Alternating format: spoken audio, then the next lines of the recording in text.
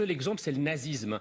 C'est-à-dire que la Hitlerjugend dans les années 40... Là, attendez. Oui, non, parce que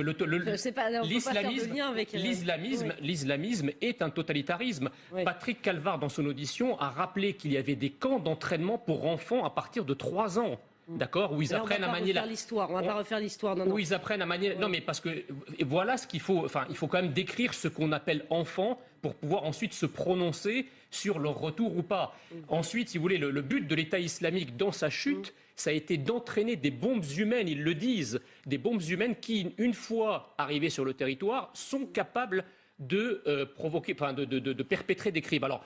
Gouverner, c'est un choix terrible. Je dis pas que ne pas rapatrier les enfants constitue peut-être pour certains une injustice énorme. Mais moi, si vous voulez, le responsable politique doit d'abord protéger la France et les Français. Et donc le choix est dur, mais entre choisir de faire revenir des bombes humaines potentielles, parce qu'il y a un principe de précaution qui s'applique. Écoutez, attendez. Justement, il y a un principe de précaution qui s'applique.